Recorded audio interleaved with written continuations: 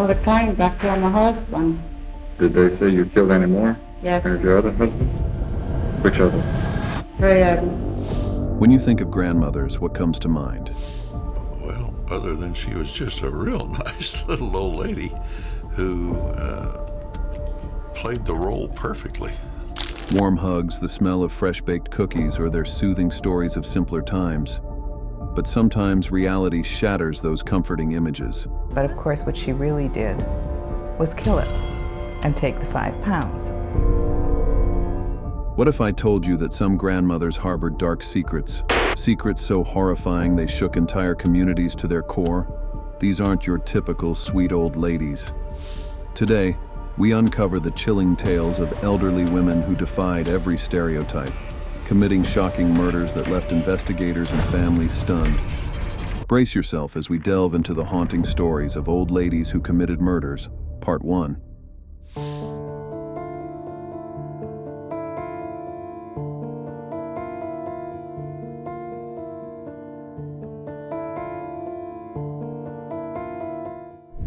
Leonardo Cianciulli, born in 1894, became one of Italy's most notorious serial killers, active in Correggio between 1939 and 1940.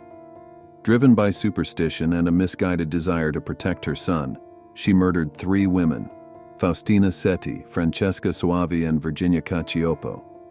Cianciulli's modus operandi involved luring her victims with promises of jobs or marriage prospects. She would then drug them with wine, kill them with an axe, and dispose of their bodies using caustic soda. In a macabre twist, she turned their remains into soap and tea cakes, which she distributed to neighbors and acquaintances. Her crimes were uncovered after investigations revealed victims' blood and dentures in her home.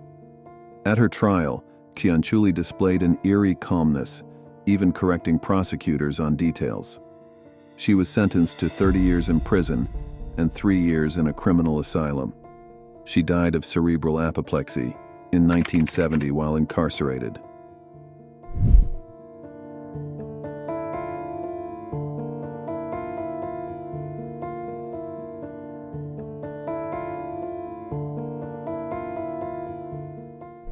Amelia Dyer, born in 1837, became one of Victorian England's most notorious serial killers. Initially trained as a nurse, Dyer turned to baby farming, a practice where women would take in unwanted infants for a fee.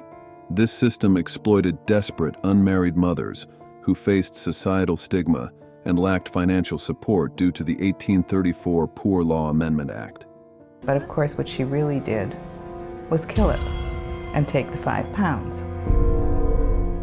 Dyer's criminal career spanned nearly 3 decades, during which she is believed to have murdered hundreds of infants.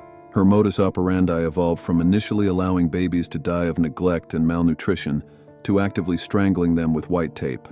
She would advertise her services in newspapers, promising a loving home for the children. The discovery of a baby's body in the River Thames at Caversham in March 1896 led to Dyer's downfall. Police investigation revealed evidence of multiple murders at her home, including white edging tape and correspondence related to adoptions. The true extent of her crimes remains unknown, with estimates ranging from 200 to 400 victims. Dyer's trial at the Old Bailey in May 1896 was sensational. Despite claiming insanity, she was found guilty in just 4.5 minutes. On June 10, 1896, Amelia Dyer was executed by hanging at Newgate Prison. Her case highlighted the horrors of baby farming and led to increased scrutiny of adoption practices in Victorian Britain.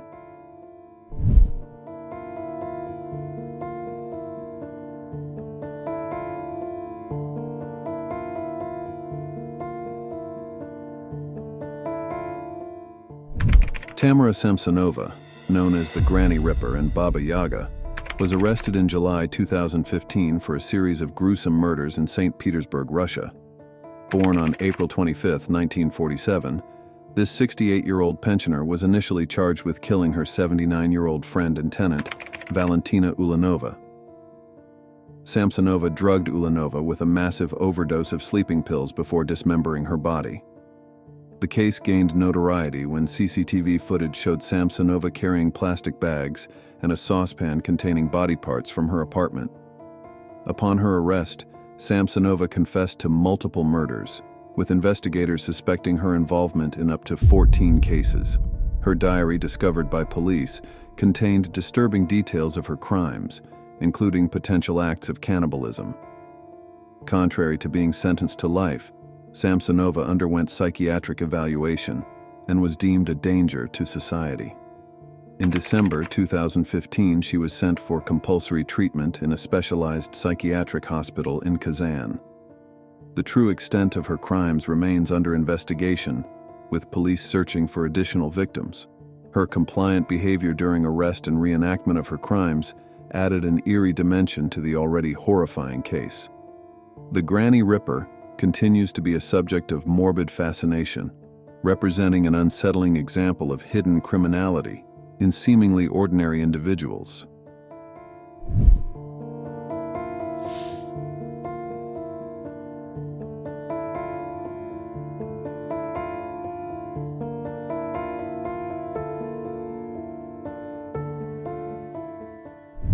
Nancy Hazel, better known as Nanny Doss, earned the moniker Giggling Granny for her chilling crimes that spanned nearly 3 decades. Between 1927 and 1954, Doss methodically poisoned 11 family members, including 4 husbands, 2 children, her mother, sister, 2 grandsons, and a mother-in-law. Her weapon of choice was typically arsenic or rat poison, which she often mixed into food or beverages. Doss's murderous rampage came to an end in October 1954 when her 5th husband, Samuel Doss, died suspiciously in Tulsa, Oklahoma. An autopsy revealed a lethal dose of arsenic in his system, leading to Nanny's arrest. Despite her gruesome acts, Doss maintained an eerily cheerful demeanor. Why are you in the penitentiary now? All the time back to my husband. Did they say you killed any more? Yes. Or your other husband? 3 of them. Even giggling during her confession, which earned her additional nicknames like the Lonely Hearts Killer and the Black Widow. Initially facing the death penalty, Doss was ultimately declared insane by a judge who was reluctant to set a precedent by executing a woman. She was sentenced to life imprisonment in 1955. Doss passed away in custody at the age of 59 after being diagnosed with leukemia. These chilling tales remind us that evil doesn't have an age limit. Behind the gray hair and gentle smiles, these grandmothers revealed a dark and dangerous side, proving that appearances can be deceiving. What drives someone in their golden years to commit such heinous acts? Is it desperation, deeply buried trauma, or something far more sinister lurking beneath the surface? These stories force us to confront uncomfortable truths about human nature. How far someone might go, no matter their age, when pushed to their limits. What do you think? Could there have been signs, or were these acts of violence truly unpredictable? Let us know your thoughts in the comments below. Do these crimes challenge how you see the world? And don't forget to like, subscribe, and hit the notification bell so you won't miss our next deep dive into the unexpected. Thanks for joining us on this journey.